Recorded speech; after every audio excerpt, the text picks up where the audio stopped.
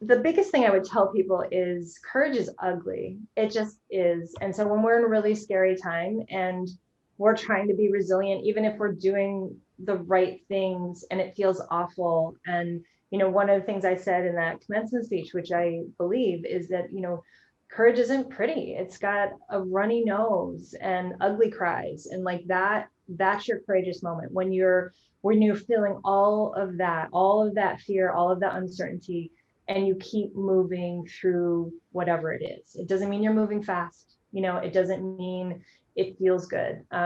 Courage and resilience is born of a fortitude, and it doesn't feel like you're being strong while you're doing it.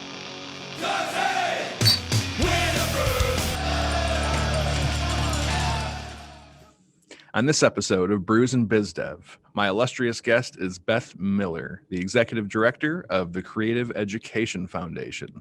And Beth and I enjoy a couple old fashions and have a chat about creativity, deliberate creativity, and what the value is in a business situation and a nonprofit situation. Certainly what the value can be of a deliberate creativity process in these uncertain, unprecedented, and ambiguous times, and even a little bit of kind of personal advice for people who are, really dealing with something these days and where it takes a lot of creativity and courage just to kind of put one foot in front of the other. We talk about that too, and Beth is someone who knows. So thanks for watching or listening. Enjoy the rest of the episode, and if you dig what we're putting out, please subscribe and share. Hey Beth, thanks for joining us. How's it going? Oh, it's great, Paul. Good to see you. Yeah, you too. So before we start drinking, why don't you go ahead and just kind of introduce yourself, elevator pitch wise, right? Who you are, what you're all about, and we'll go from there. Awesome.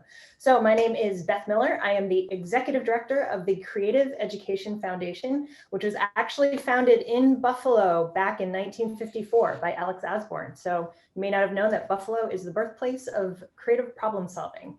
So my nonprofit today, we continue to train people in creative problem solving. We hold a major creativity conference every year in Buffalo at the University of Buffalo called the Creative Problem Solving Institute, affectionately known as CPSI.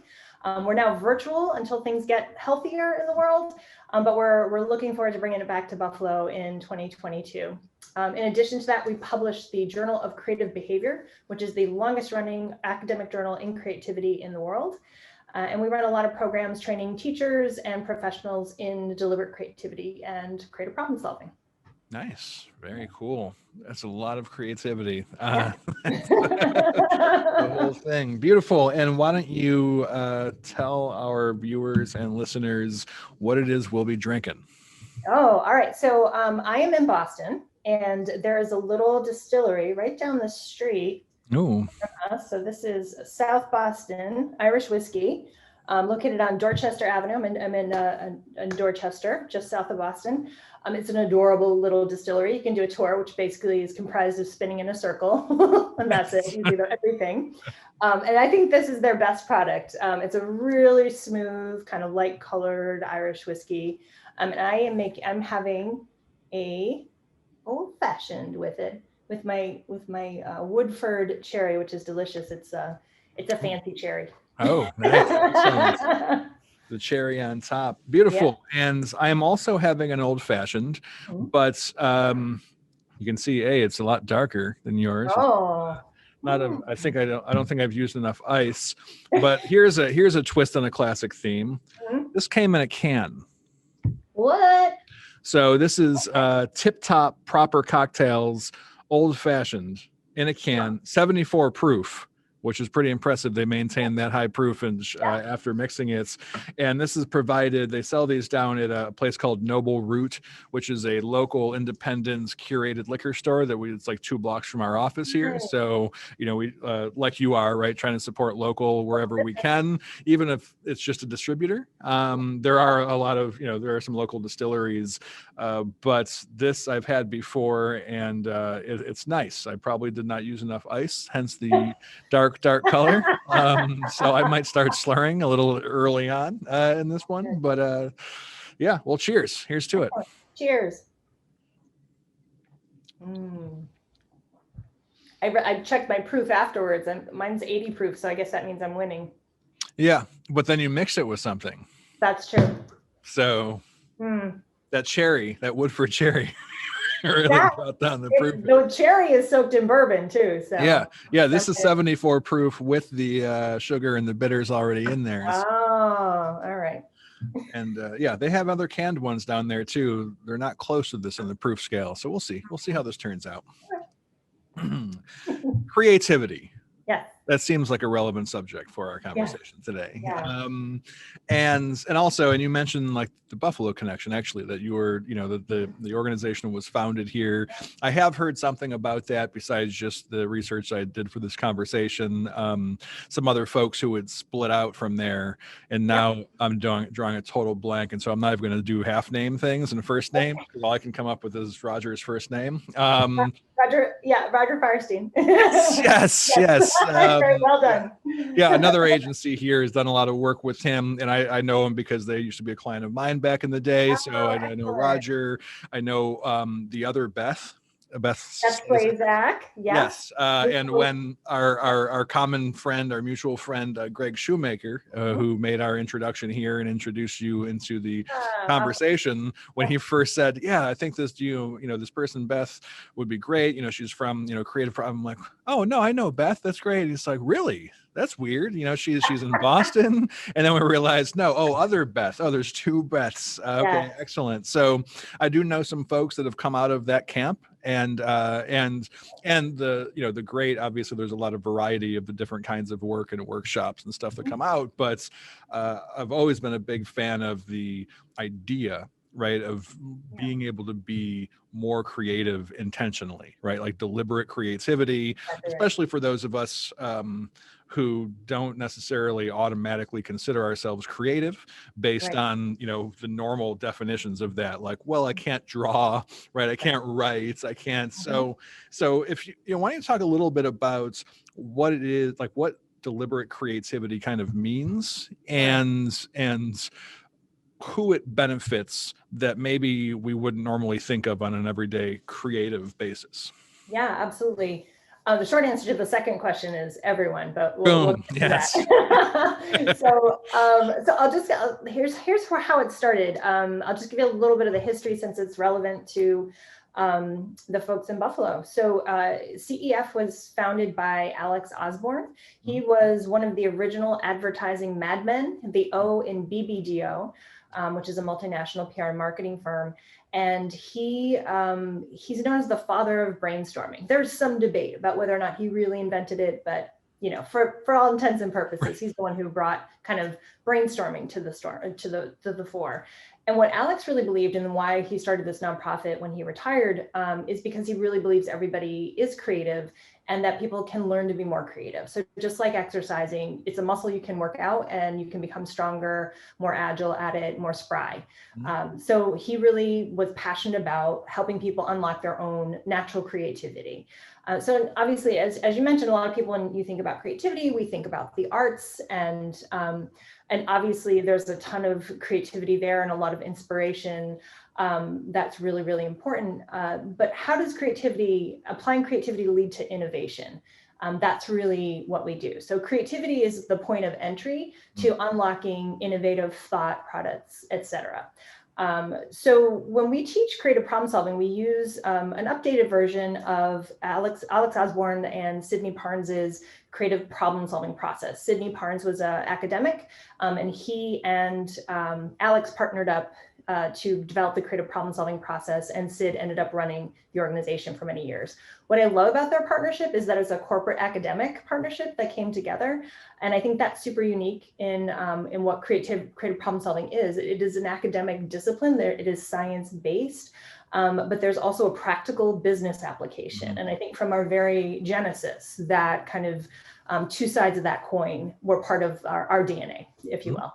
So creative problem solving, deliberate creativity is really, it's a process for engaging with a challenge or an opportunity, something that is complex, something that requires some new or innovative thinking. And creative problem solving is simply a process that you can use to kind of unlock that thinking.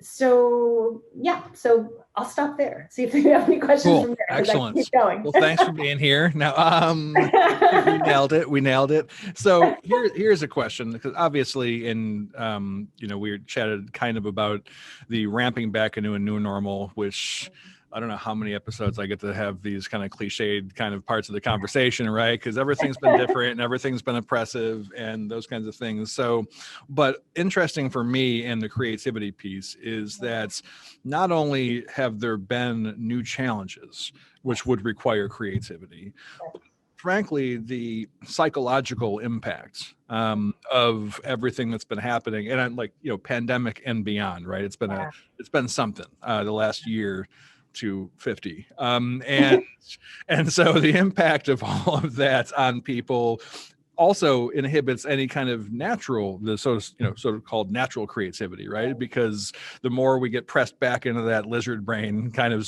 space is, we don't have like the neocortex working so much in executive function and coming up with ideas.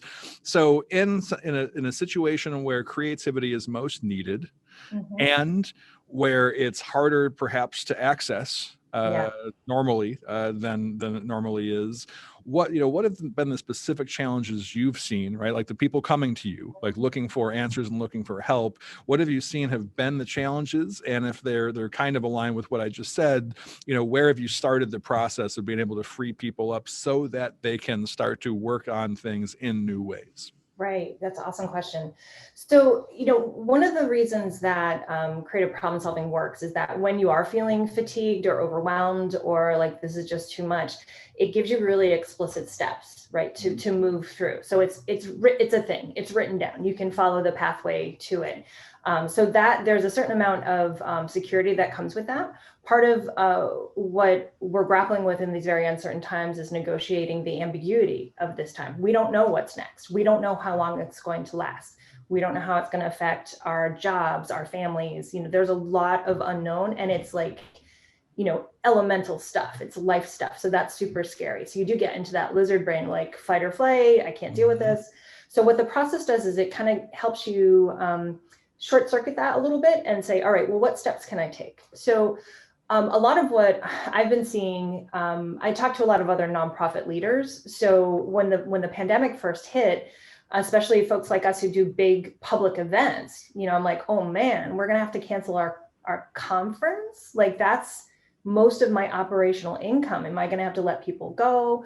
What does that mean for us? And that was scary. I'm responsible for a lot of folks, and but the great thing was the first thing I was able to do was use creative problem solving. And my coworkers, Beth Slazak, whom you know, and Missy Carvin and Jamie Robinson, we've been practicing creative problem solving to deal with challenges all along. So we were able to be really fluent and nimble with it when it came to this. I said, all right, we're not doing a live conference and we need to keep the doors open. So that's our challenge statement. How are we going to make that happen? And Beth and Missy, they're so brilliant, came together with this design for the conference. We were still going to lose money. I'm like, all right, you guys work on that. I'm going to apply for a PPP loan. I'm going to apply for an EIDL loan. We'll talk to the board. We'll keep everyone up to date on what's happening. And we just kind of divided and conquered, and we're able to walk right into the process to kind of figure that out. So clarifying the problem, ideating on opportunities and new solutions, developing those ideas, and then implementing. Those are the 4 steps of the process. Yeah. So I was able to counsel and talk with a lot of other nonprofit leaders. I actually did a friend of mine and I came together to do marketing and fundraising advice during coronavirus that we just offered for free on Fridays when everything first happened, just so we could have a sense of community and what everybody was dealing with. And I gave a few of them kind of free classes and stuff to kind of help them say, there are steps you can take through this. You need to define the question. And really, it's the same thing everybody's been dealing with, just the uncertainty of how all of this is going to work, how the world works now with the pandemic, and we don't even really know what's next. So, I think the concerns I've seen from folks are the same ones most everybody is experiencing. How am I going to continue to have a living. Is my business going to succeed? Is my nonprofit going to succeed? How do I deal with, I'm not a safety person. How do I deal with safety and public gathering? Should I go virtual? Should I not? All of that, and dealing with all the personal emotional stressors has been wildly challenging. We talk about it a lot. So that helps, but I had staff meetings on Tuesday, and I talk to each of the members of the team individually first. And I always open up saying, so how are you? And everyone's like, like we can't really answer. I got a roof over my head. I still have a job. That's really good, but it still feels really weird. So I think, this is a very long way of me saying that the cool thing about a creative problem solving process is it gives you kind of something to hold on to when everything feels crazy. When you feel like you're in the middle of a hurricane, it's an anchor to hold on to. And it gives you an explicit pathway to move through whatever is challenging you and get to a solution that's workable. Yeah, no, that's I think a valuable resource at a time like this, as evidenced, right? When the practitioners are like using it heavily on themselves, that's probably worthwhile to engage in for others. And so bringing this to BizDev, I got to work in BizDev since we're not technically drinking brews, and I got to stay on theme somehow in this thing. But so in the world of BizDev, and I mean, and you're in the nonprofit world quite a bit. I mean, obviously you'll have business clients coming to you. And, I kind of considered, this is not a position I'm taking, but as a rough analogy, like the world and nonprofits of fundraising and community outreach are the biz dev, right, of the nonprofit world. So that's the marketing, sales, and strategic partnerships. And so, from the perspective of actual businesses, and whether it's the business owners making these decisions about how to reach new clients, for example, that's what marketing and sales will have to deal with. For us, it's easy. Our advice is always the same for people, like, oh, you should go with inbound marketing, because of course that's what we do. So that's the answer we're going to give people, like, yeah, outbound sales is harder.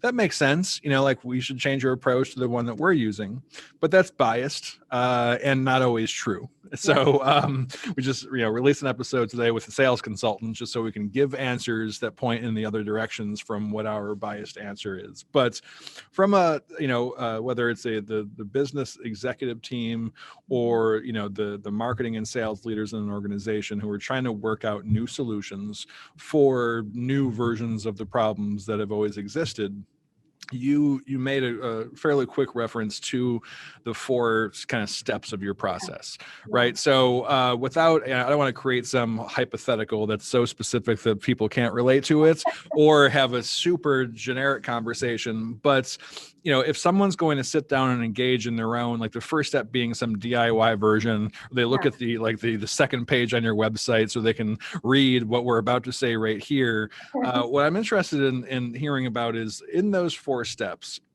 and I know particularly the first one from my own experience is like really key, right? The clarifying the part so that you're actually working on something that's workable as a problem. But if you could hit those 4 steps again, and then maybe the pitfalls, right? Like the importance and pitfalls of each one, so that if people do need to sit down tomorrow and in an hour figure out some kind of severe issue to keep the business going and people employed, and they need to do their own version first, what are the 4 steps, and what are some little extras in each step so that they stay on track?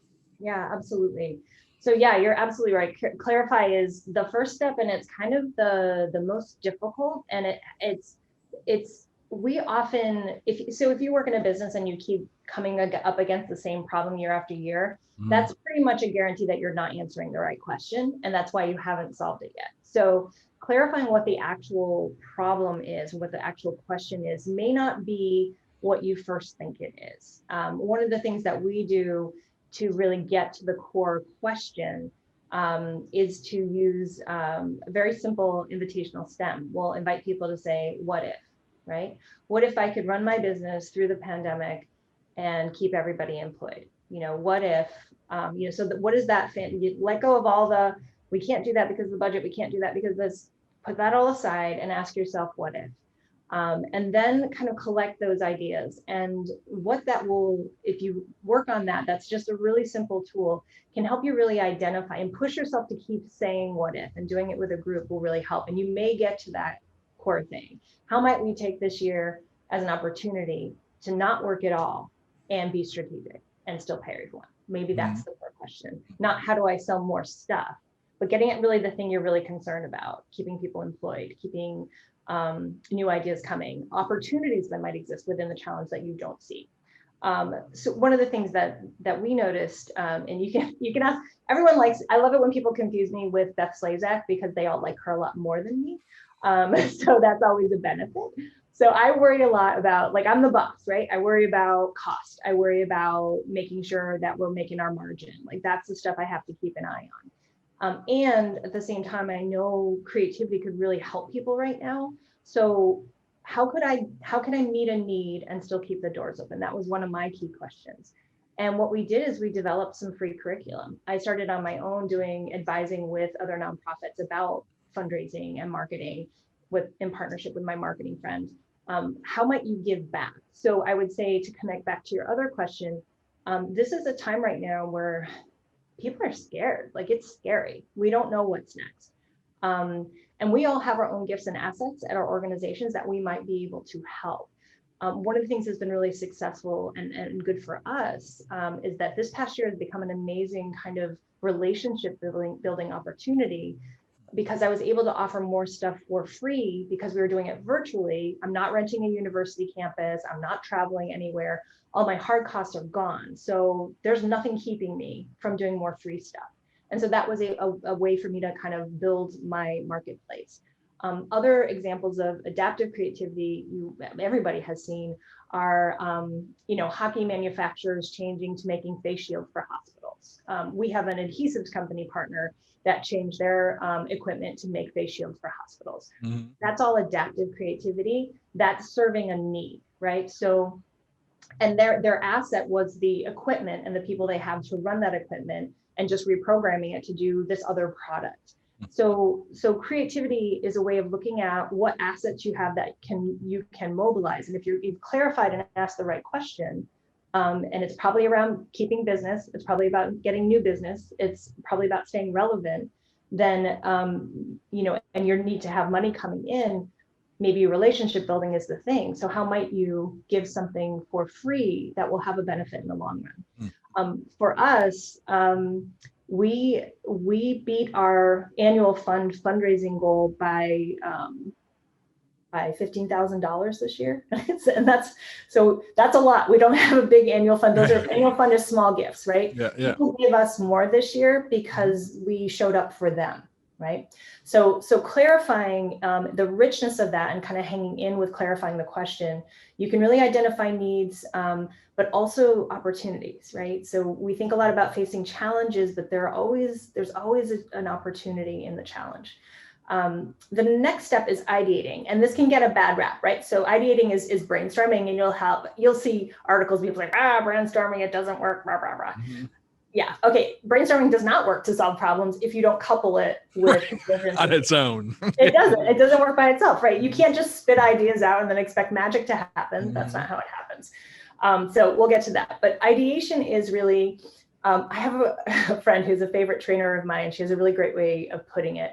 The breakthrough idea is like 30 ideas in, right? So if you guys know Pez dispensers, right? There's no bottom, right? If you want to get to that 30th candy, you got to pop every single Pez candy out to get to the bottom, right? That's your breakthrough ideas on the bottom.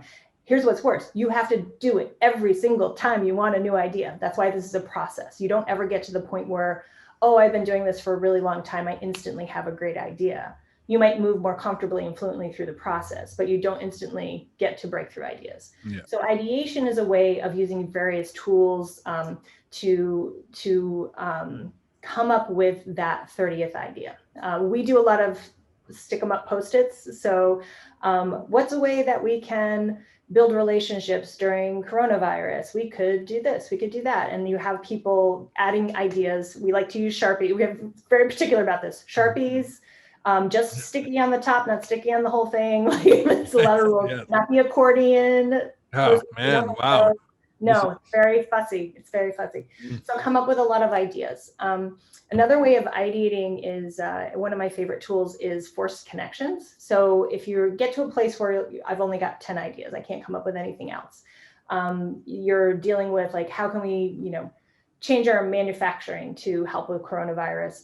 And then you have people look at different images, or, okay, look at this chair, or look at this picture of a parachute, or look at this, orange, and apply that to your ideas. And then you can kind of provoke like wacky thoughts and wacky ideas, but ultimately that can come to a great solution. So I'll share with you an ideation story. And this is about Greg Shoemaker's company.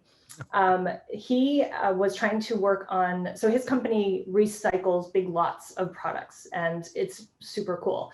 And if they can't sell it, consign it, and make money off it, they find a way to recycle it so that it doesn't make a carbon footprint or leave a carbon footprint. So he got this opportunity to buy a bunch of beer bottles from a failed brewery. So they had the logo stamped on them. And he's like, oh, we can sell them to someone else. They don't care if there's a logo on it. Nope, people cared. So he does a brainstorming session with his team, and he has got an unpaid intern at the table, and they start brainstorming around these bottles. And all the obvious ideas came back. Well, let's recycle them. Well, it was going to cost way too much money to get it to the kind of recycling place that could handle the volume.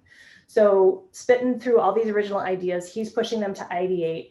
And in the process of this, one of the kids used an invitational STEM, which is asking a question. Wouldn't it be great if, and that's one of our other tools, wouldn't it be great if we could get paid to smash the bottles? And other people around the table are like, no, that's a crazy idea. And Greg's like, no. Like, we're not going to judge the idea. Let's just let that sit.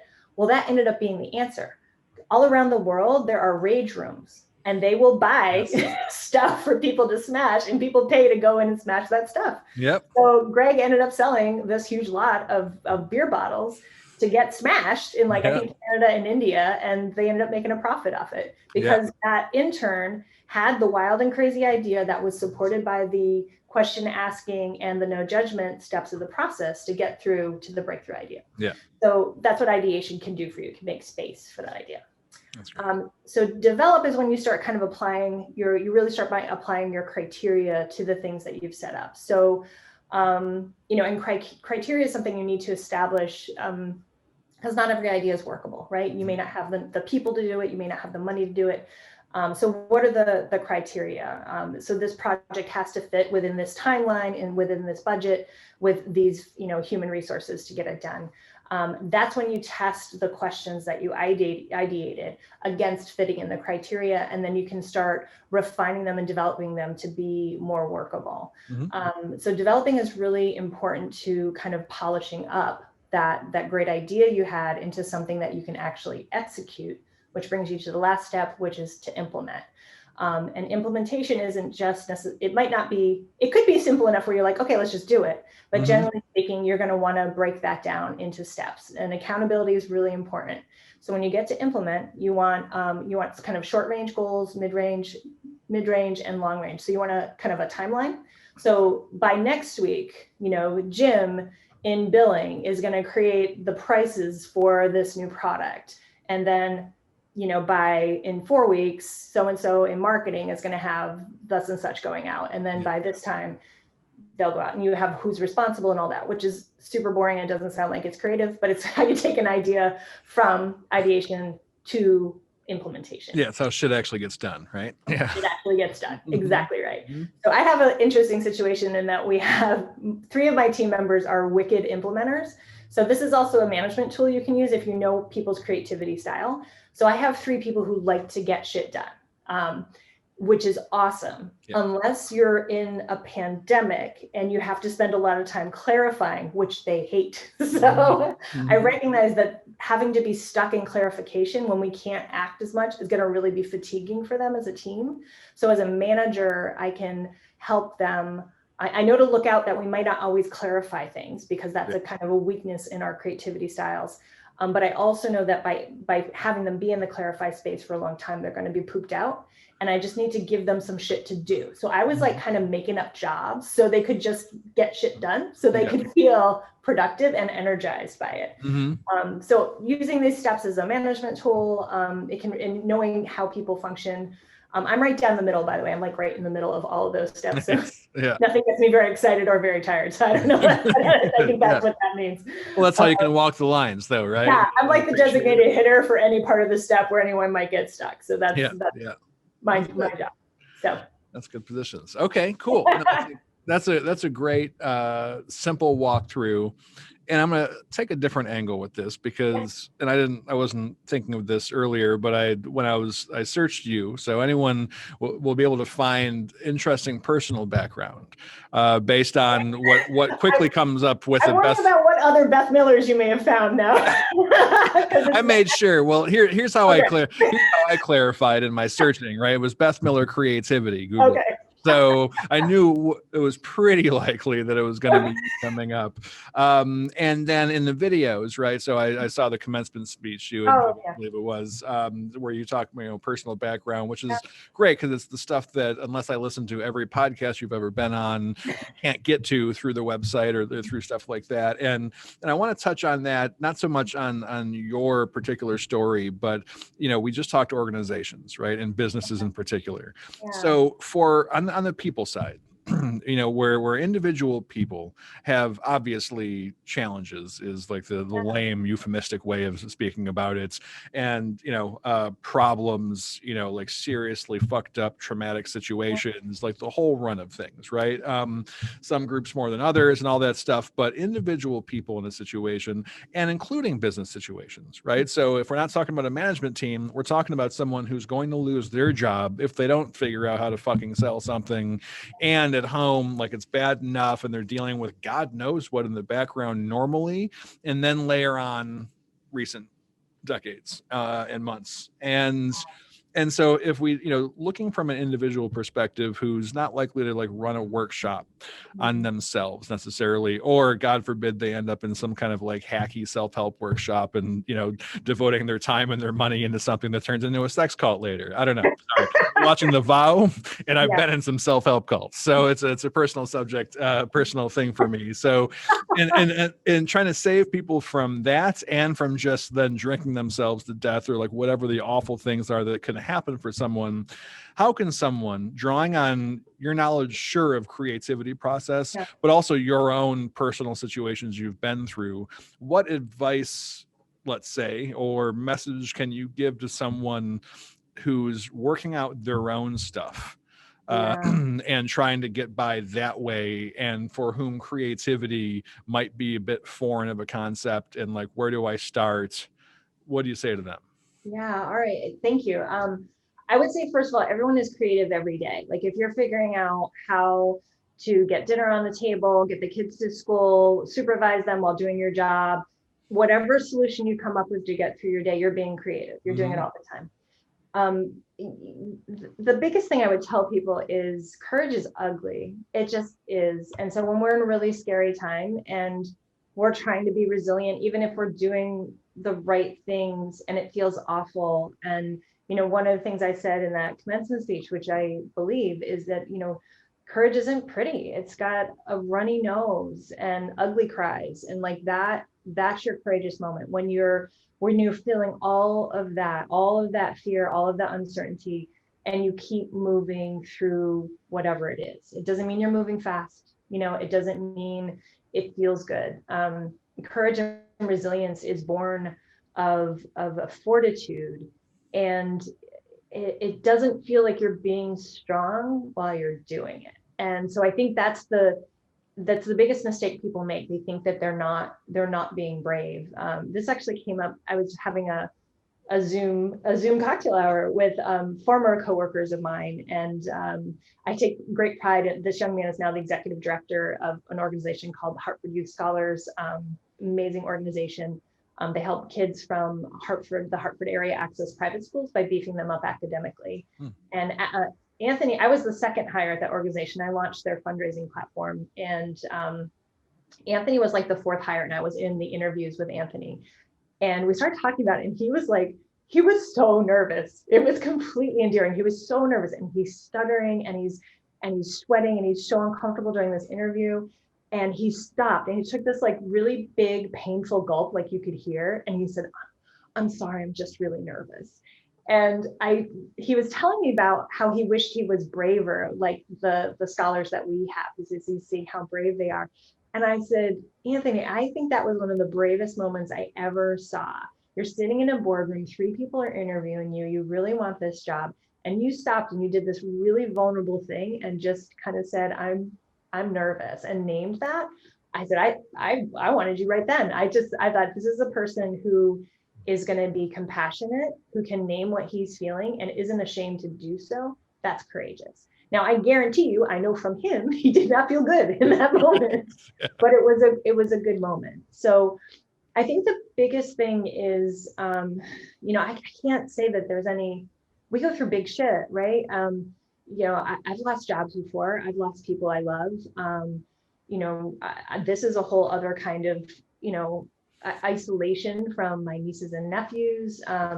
Luckily I'm in a loving marriage. I think about people who are single dealing with being alone right now. I don't have any fixes for that. But all I can tell you is that you're probably being courageous and you don't realize it just because you're showing up. You're showing up. And maybe showing up means that you take a shower that day. That might be as much as you can do, and that might be enough. So I think that's my biggest advice about that. Kind of just, I don't even know if it's keeping the faith, but just know that courage isn't pretty. And when you look back, you'll realize that that was a really brave time. Yeah. No, that's awesome. Awesome. So now I'm going to turn it back for the final. They're not questions. I don't know why I call them that. Well, I guess one is. So one part of it is, let us know where we can find you, right? Website, LinkedIn, whatever that is. And then you get to decide what the question and answer is. So whatever kind of message, whether it's a promo or a, hey, here's our landing page, or it's just whatever it is, like you get to close it out with something. Oh, awesome. All right. Wait, you gave me lots of things. Which one should I do first? It's up to you. I mean, I'm going to let you decide. I feel like you're creative. Choices. Too many choices. All right. So our website is Creative Education Foundation, all of those words spelled all the way out, .org. We're actually going to be launching an upgraded version of our website in just a few days. That doesn't mean you shouldn't go there now, but but you should check it frequently because it's going to be updated and look really, really pretty. So definitely check out our website and you can see some of the programs we offer. We do 90-minute workshops in creativity, in applied improv, in how to use creativity with children. So we have a lot of new virtual programs. That one of the opportunities that came to us during the pandemic is now we have year-round curriculum that we can offer. So definitely check that out. You should also check out cpsiconference.com. So that's our conference website. So that's CPSI conference spelled out .com. The Creative Problem Solving Institute, or CPSI, is our annual conference. We do it virtually now, but this is another innovation we were able to create out of the challenges of the pandemic. Because I'm not renting University of Buffalo, my overhead costs are way down, so I can charge a lot less for the conference. And because I don't want to burn my staff out, I made sure that we had lots of time between all the programs we would typically offer. So for $350, you can attend a 3-week-long conference in creativity, innovation, and leadership skills. And the cool thing about it is, I know you guys don't all have 3 weeks of free time to just sit around and learn about creativity, but once you register, you get access to all the recordings. So even if you can't make it to everything, or you have to miss the thing that you really wanted to take, once you register, you can have access to all the recordings, so you won't miss anything. So you can have 3 weeks long of content whenever you get to enjoy it. Our CPSI conference was so successful virtually last year that Beth and Missy did such a great job putting it on. People asked us to teach them how to do virtual meetings and workshops. So that created a new revenue stream for us. Now we're teaching people how to do online facilitation. So that was another opportunity that came out of the challenge of the pandemic for us. So the conference starts on June 7th and runs through June 24th. And you can find registration info either on either one of our websites. And get registered and come be creative. Awesome.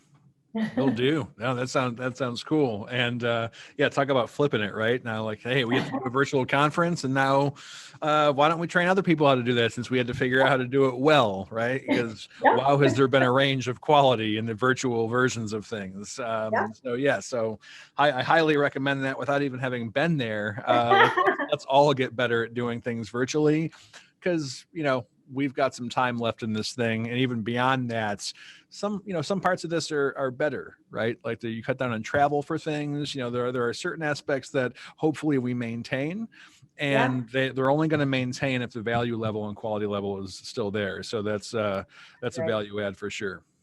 Exactly right. Yeah. Cool. Yeah. We're excited. We think that actually moving forward, like I'm trying to look ahead, and this year's created, we've had to cancel some things, but that's created some time for us to be strategic and really think forward. So we're actually looking at some really exciting collaborative partnerships with other nonprofits. Like, how might we scale creative problem solving instead of bringing it to a person or a company? How might we bring it to a city? Right. So I'm exploring some of that. I'm able to do some of that really big thinking, because not doing our live conferences created time in a weird kind of way. So so we're able to do all of that. And now that we have this year-round curriculum, we're even thinking of ways of revamping our live conference, where people can start doing progressive classes virtually and then show up to take the advanced classes while they're on site with us. So we can create this hybrid model. And I can't take credit for that. That's Beth and Missy being brilliant as ever. So it's created all this new creativity. The challenge has created new creativity and opportunities. And we're digging in. We're digging in. Awesome. Yeah, no, that sounds like exciting stuff. Yeah, bring it to the cities. I mean, I know Buffalo doesn't need anything like that, like we're chilling on top of it and so forward thinking you can't even imagine. But I'm sure other cities could benefit from that. Oh, Buffalo's such a great town. It is. I love it here. But harnessing all of that, like all that creative energy. I mean, Buffalo doesn't just have creative problem solving. Y'all invented a lot of stuff. There is a lot of natural creativity in Buffalo. And imagine if all the nonprofits and the government and the schools and the businesses all found ways to effectively pull together to deal with pressing situations that affect all of the citizens. Yes. That could be amazing. We have a process for that. So I want to think about how do we do that, and why not? Why not? Yeah. Hashtag Byron Brown. Yeah. All right, cool. Yeah, that's excellent. Just added them. Excellent. Well, again, thank you. I think that's some great advice on like 4 or 5 different fronts. So very valuable stuff. Really appreciate the time. I'm glad, Greg set this up. It was a great connect, and it's great that we know so many people already in between us. So yeah, hopefully that conversation continues, and I just appreciate you coming out for this. And cheers. I even took a shower, so awesome. Well, I'm gonna no comment. I'm not gonna give away my position on that. I mean, good Lord, what are you calling me out here? Is it coming through? But yeah, no, awesome time, awesome stuff. Thanks a lot, Beth. Appreciate it. Thanks. Yep. Brews BizDev is hosted by Paul Greiner and produced by Renoun Creative. Check us out at renowncreative.com. Are you fucking kidding me?